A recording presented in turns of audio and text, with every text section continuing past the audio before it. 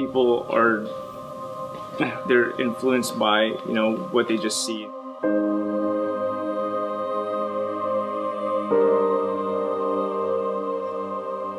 And they knew what the J-Spec was because it was. That's what it was. Yeah, exactly. You have to buy it from Japan.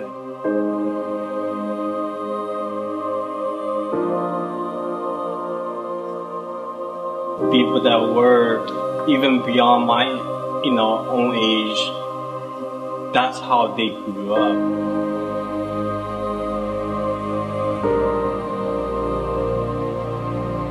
People don't know because of the generation changes, and when we call it J-Spec because it was just Japanese spec parts.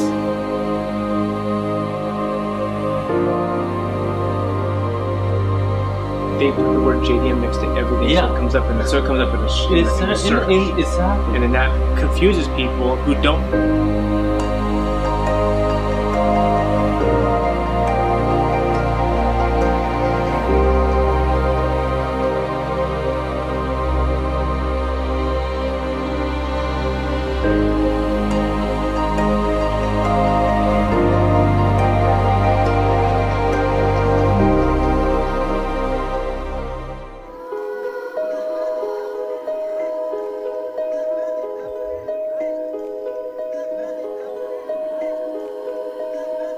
So I've been into cars ever since I was 5 or 6 years old, being a child, from little matchboxes to RC cars. But I first got introduced into the import scene, if you want to say, is because of my older brother. My influence to actually get into cars, I should say, is my partner David. He's the one who probably interests me the most as far as, you know, showing me, you know, the pictures of his brother's car. And I was in junior high school, as a matter of fact, probably 8th grade, 9th grade. And he took me out a couple nights with his older brother and went to the street races. And that was basically my first taste of even knowing what Hondas are all about, as far as the things you can do to them, and, you know, what they look like at night, cruising around with their, we had amber lights back then, and lowered on this, you know, SSR wheels, and all you saw were BFs and BAs. This is before '92, so that's all you saw, so it was really cool.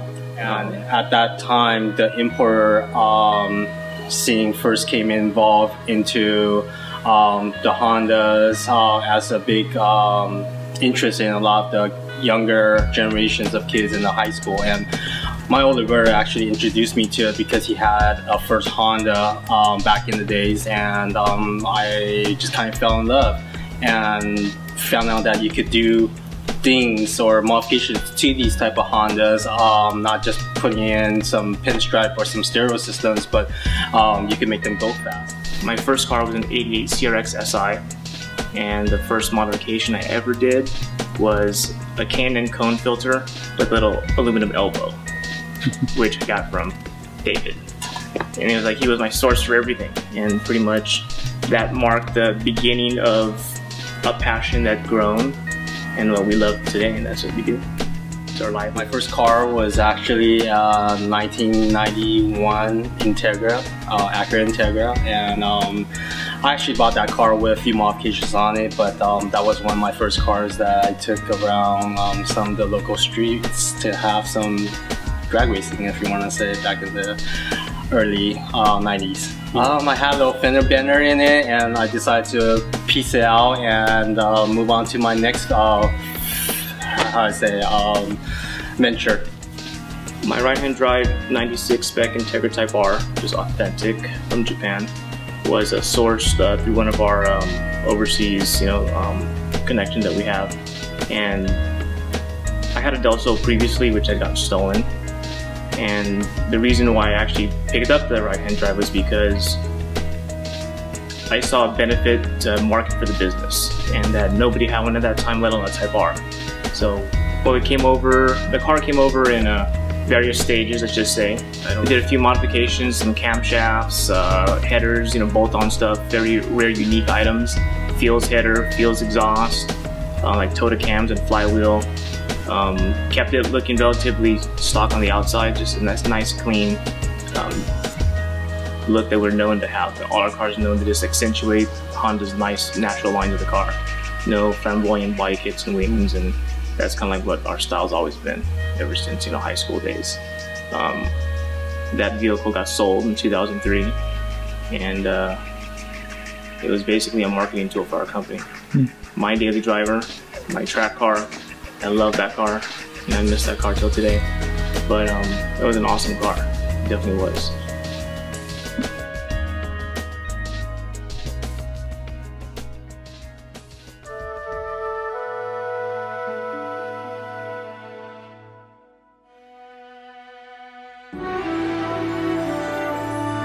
So back in the days that we were in the infant stages of this Honda import market, the parts that were acquired were very limited, and it was only from Japan. Japan had the counterparts that was different from the domestic parts here, such as the side markers not available here in the States. Also, headlights and corner lights, they were in different type of design or specs. A lot of us would want the Japanese specs because they either light up brighter or they gave more options, such as the city light or the courtesy light option, which is the reason why they designed it, is because it was a courtesy light. But people here utilize that as a more fashionable part than anything. We would change the bulbs into blue, green, red or orange, and we would cruise down the street at night with the city lights on, and we thought that was cool, but it was more of a fashionable thing for us than anything to the actual function of the part. But back in the days, we used to only know of these parts as J-spec parts because they were directly from Japan. That was the only way it was possible to be acquired a lot of times. There was only two tuners that was actually known in the Honda market, and that was Mugen and Spoon. Spoon was one of the dedicated companies that had parts for the street-driven vehicles, such as the Honda Civics and the Integras. As Mugen had a lot of the hardcore parts, such as the camshafts. Mugen was one of the only companies that had a header and exhaust system right in the infant stages when these Hondas were coming out. As early as the 1982 Honda Civic, the CVCC Honda Civics, Mugen had carburetors, they had camshafts, headers, exhausts, and that was actually one of the grassroots Hondas that actually made championships here in the United States. That's how we were so fascinated about the Hondas, because you could do so much to them other than just having them as a grocery car. Tuning cars, you know, back in the early 90s is really something mystical. It was really like a black art per se. You know, nobody knew, there was no right or wrong way to do things. Everything was trial and error. You know, what can we do next? You know, will this work? And if it didn't, well, it blew up, you know, or it broke, and you went right back to the drawing board. You know, as youngsters making $4.25 an hour, we would spend our entire summer saving up money to do something that eventually would maybe break a week later, and then you're just like, geez, you know. But it didn't get us down. We went right back forward because this is what we love. Other than your basic intake header exhaust, you know, if you had a camshaft, you were almost like king of the street, you know, back then. You know, if you could afford to save up for a port polish, geez, you could consider yourself having that title for a good few months before someone came along and knocked you off. You know, came time to start to try to develop parts to kind of push the envelope. Cam timing was something that we knew of advancing and, you know, retarding, you know, messing with the overlap was going to do something for us. And cam gears was something that, you know, we ventured into. And by this time, we were probably getting into high school now, so we were kind of hanging out with, you know, some of the older crew. Our resources were kind of getting more broad, and we were able to create something like this. And this is the first generation cam gear that was adjustable, utilizing a Honda factory cam gear. In this case, it's an exhaust gear, as you can see. And ironically, on the other side of the world, not knowing this company existed, they were doing this at that same time. And this is what we know as Toyota Racing today. Spoon at the same time used this exact same gear. They had a company made it, I guess they made it for both of them. But this was Toyota's version of the cam gear, nice. You know, once again, factory Honda gear. But who would have known that on the other side of the world, we were trying the same thing. A lot of things that we did back then that evolved into parts we know as today, and you know, we kind of scratch our heads thinking, geez, you know, why didn't we think of that? You know, and one I want to talk about is the cold air intake. As you know, back then they had cane and elbows and the cone filters. What we used to do, because back then everything was street racing, right? That's all we would test and tune on the streets. And obviously you want to win some money, you know, so you can go fix your car up. So, you know, we did a lot of nitrous and, you know, to kind of hide the bottle and stuff like that. You know, so what we would do is we'd go to our local muffler shop, who we, you know, work closely with, and he would make us a custom pipe that went from our throttle body down into the wheel well or the fender area, you know, where the filter would reside. Now, we had no intentions of even thinking that that's isolating the filter away from hot engine heat. It was merely a way for us to hide the nitrous jet. You know, and now you fast forward, you know, to present day, and that's what they call a cold air intake. It's like, geez, I wish I would have thought of that. You know, I would have made some good money off of that. This cam gear represents, I guess, the first type of fabrication or CNC billet aluminum attempt at, you know, creating your own parts out of lighter materials. This is kind of like a failed attempt, would you say? You know, in the very end, that's what it ended up being. A nice gear. The first time you could experiment with colors, different shapes. But if you look closely, what it is this is all worn down from the timing belt. And this is things that, you know, people back then didn't know. We didn't know that you had to use a certain type of aluminum. It had to be a certain strength. You had to be able to withstand, you know, certain pressures, and you know how they have finite element analysis today. Back then, none of that stuff was even used or thought of when creating these parts, because you were just so excited to be able to make something like, wow, you know, we made this, and you know, what's it going to do? But this is a company called STR, and no, I mean, people nowadays probably never heard of this, but you know them today as BDL. Beautiful. Spoon. It's about as good as it gets. Right there. Yeah, this is the first gear that you can measure half degree. Measurements are on the side here. That's a whole other video, but basically there's ways of you being able to do a degree to half a degree. And really today, with today's aggressive profile camshafts, I mean aggressive profiles today on our cams, half a degree and a degree is about all you really need at some stage. In the early stages of the 90s, there was only a few new companies here in the States that were able to have parts that were performance oriented for the Hondas. One of the pioneer companies was Jackson Racing. Lightspeed was another company that was dedicated to the Honda performance market, and that field, the younger generations of the Honda motorsport clientels to want more than just the basic bolt-ons such as the header, exhaust, and a camshaft, for instance. While time moved forward, we were able to get more products developed and start going to a lot more internal motor builds, such as pistons, rods, and cranks.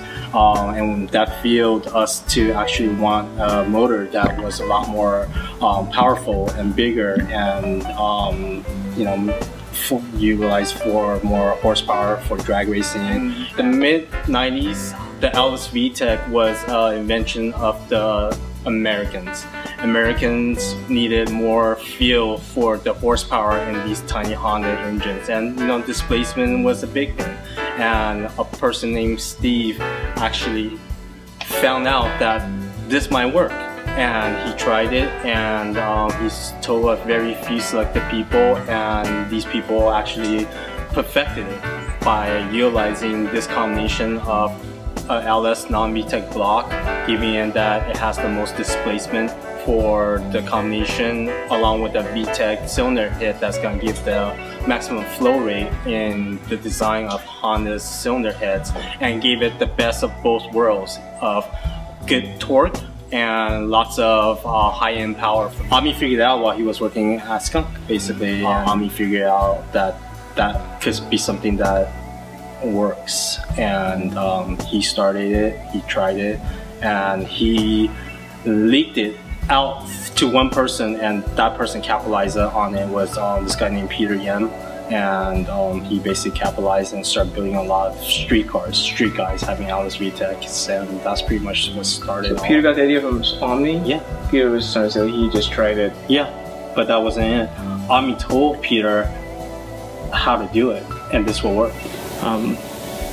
Once we pretty much, you know, got a handle on things and were able to kind of have our, at that time, formulas for, you know, what we thought was, you know, very fast, you know, intake header, exhaust, throttle body, cam, and port and polish. That was where we were now, okay, what's next? We surely can't afford a set of forged Arias pistons or, you know, Venolia and stuff like that back then. So we kind of searched and searched, and eventually we came across a Civic Type-R piston. You know, it's a OEM Honda piston, that is, and it was affordable at the time. The exchange rate was much better, and getting these, you know, was somewhat hard. But you know, we found our ways and basically started building motors with these. And we were so intrigued by the dome, you know, first high compression style Honda piston ever. Putting these in GSRs, thinking we were going to make all kinds of power, and realized how hard it was to tune such a high compression motor. Which then, you know, led to getting into fine tuning. The Integra Type-R piston as well is another piston that we would use. But this was a good alternative for B16As. We put these in B16As, B17s. Don't even let me get started about an LS VTEC with a GSR head with this thing in it. But we use these quite a bit. Not as much today, but we still do use them in smaller displacement motors like the B16. And a good thing about this piston was that it had very low thermal expansion properties because it's OEM, nice and tight, no piston slap like a forged piston typically has, and its OEM is going to last you as long as the motor will last 100,000 miles. You want to take care of it. This piston here is a Moly piston, Moly Cleveite, parent company. I like to show them. Out of all the pistons today, forged pistons that are available, we like to use this piston for one good reason, and it's because it's a 4032 aluminum that they use, style aluminum. It has a very high silicon content, and what that does is that minimizes the thermal expansion. This piston can be set up, your piston wall clearance with this piston can be set up to that of an OEM piston, and that's why we like this piston in a naturally aspirated configuration. The B20 VTEC was a natural progression from the LS VTEC. Knowing that it was a 2-liter LS for the most part, just made people say, wow, hey, that's got to be even better. And for torque it was.